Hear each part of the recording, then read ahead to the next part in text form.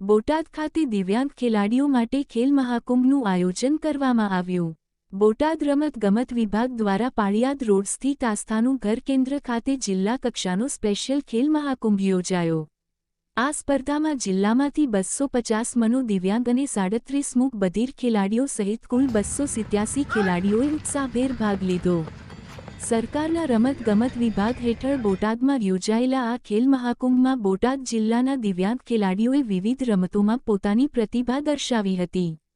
મનોદિવ્યાંગ ખેલાડીઓએ 100 metre, 200 metre, 400 metre અને 800 metre દોડ, લાંબી કૂદ તેમજ ગોળા ફેંક જેવી રમતોમાં ભાગ લીધો હતો।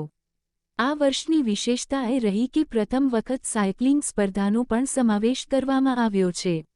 સ્પર્ધામાં વિજેતા થનાર પહેલા, બીજા અને ત્રીજા ક્રમે આવનાર ખેલાડીઓને રોકડ ઇનામથી પ્રોત્સાહિત કરવામાં આવ્યા।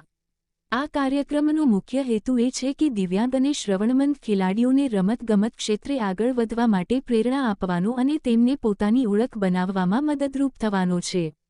Rajesh Shah, R news, Botad.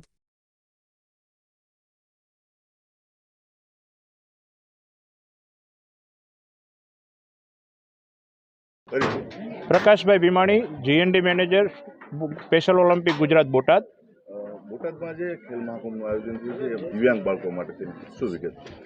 બોટાદમાં જિલ્લા રમતગમત કચેરી અને જિલ્લા રમત પ્રશિક્ષણ કેન્દ્ર દ્વારા અનુદાનિત આસ્થા ચેરિટેબલ ટ્રસ્ટ નેહનું ઘર બોટાદ ખાતે મનોદિવ્યાંગ અને શ્રવણમંદ બાળકો માટે અહીંયા ખેલાડીઓ માટે રમતનું આયોજન કરવામાં આવ્યું છે। મનોદિવ્યાંગ વિભાગમાંથી 253 ખેલાડીઓ અને શ્રવણમંદમાંથી 40 કરતાં વધુ શ્રવણમંદ ખેલાડીઓએ અહીંયા ભાગ લીધો છે।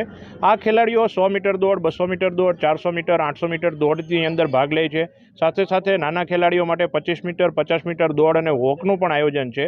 મનોદિવ્યાંગ માટે ખાસ રમાતી બોસીની રમત રાખવામાં આવી છે। શ્રવણમંદ માટે પણ 100 મીટર અને 200 મીટર દોડ તથા બોટાદ જિલ્લામાં ગૌરવવાળી વાત કહી શકાય કે પહેલી વખત મનોદિવ્યાંગ બાળકોએ આ વખતે સાયકલિંગની સ્પર્ધાની અંદર પણ ભાગ લીધો છે।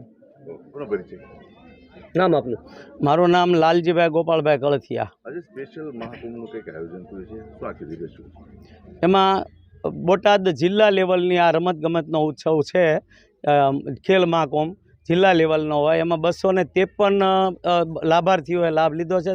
દિવ્યાંગ બાળકો અને મનોદિવ્યાંગ હોય કે ઓછું સાંભળતા હોય એના માટેનો આ કાર્યક્રમ છે। 253 બાળકોએ આમાં ભાગ લીધો છે અને ગઈકાલે 50% એટલે કે 125 જેટલા બાળકોને ગઈકાલે રમત હતી અને આજે 22મી તારીખે 125થી વધારે બાળકો, એની સાથે વાલીઓ। સરકાર આની અંદર ખૂબ સારો એવો સહકાર આપે છે। સરકાર વાલીને જમવાની અને બાળકને જમવાની વ્યવસ્થા, સવારે ચા પાણી નાસ્તો, બપોરે જમવાની વ્યવસ્થા અને સારા એવા કાર્યક્રમમાં બહુ સરસ મને પણ આનંદ થયો છે। કારણ કે આ કાર્યક્રમ નોર્મલ બાળકોને તો બધા રમાડતા હોય છે, પણ આ મનોદિવ્યાંગ બાળકોનું કોણ, એના માટે અમારી આ એક આસ્થા ચેરિટેબલ ટ્રસ્ટ છે, એમાં ટ્રસ્ટી હું છું, એટલે હું એને ખાસ કહીશ કે આસ્થા ચેરિટેબલ ટ્રસ્ટ વતી સારો એવો સહકાર છે। સરકારનો પણ ખૂબ સહકાર છે અને મને બહુ આનંદ છે। નોર્મલ બાળકો કરતાં આ બાળકોમાં વધારે આનંદ જોવા મળે છે। પરિચિત? ગોપાલ જોશી, પ્રમુખ, બોટાદ જિલ્લા વ્યાયામ શિક્ષક સંઘ।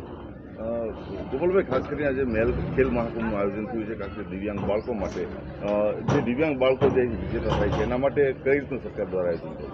ગુજરાત સરકાર દ્વારા જે દિવ્યાંગ બાળકોનો જે રમતોત્સવ સ્પેશિયલ ઓલિમ્પિક્સ યોજાય છે, એમાં દર વર્ષે જિલ્લા કક્ષાએ પ્રથમ, દ્વિતીય અને તૃતીય નંબર આવનાર જે ખેલાડીઓ છે એમાં પ્રથમ નંબરે જિલ્લા કક્ષાએ 5000 રૂપિયા, દ્વિતીય નંબરને 3000 અને તૃતીય નંબર આવનારને 2000 રૂપિયા પ્રોત્સાહક ઇનામ તરીકે સરકારશ્રી દ્વારા આપવામાં આવે છે। ખાસ કરીને કેવી કેવી રમતો માટે આગળ ભવિષ્યમાં ક્યાં એને રમત માટે લઈ જવામાં આવે? અહીંયા ખાસ કરીને બોટાદ જિલ્લાની વાત કરું તો અહીંની જે સંસ્થા છે આસ્થા ચેરિટેબલ ટ્રસ્ટ નેહનું ઘર, એના જે વિદ્યાર્થીઓ છે એ રાષ્ટ્રીય અને આંતરરાષ્ટ્રીય કક્ષા સુધી પોતાની રમતનું કૌશલ્ય બતાવી ચૂક્યા છે। એમાં ખાસ કરીને હું નામથી ઉલ્લેખ કરું તો કાજલબેન બોળિયા કે જેઓ બાસ્કેટબોલ રમતની અંદર આંતરરાષ્ટ્રીય કક્ષાએ જર્મની જઈ અને બોટાદ જિલ્લાનું પ્રતિનિધિત્વ કરેલ છે। એવી જ રીતે અહીંની જે વિદ્યાર્થીની ક્રિયા શાહ કે જેઓ બેંગ્લોર જઈ અને પોતાની રમતનું કૌશલ્ય તેમણે બતાવેલું છે.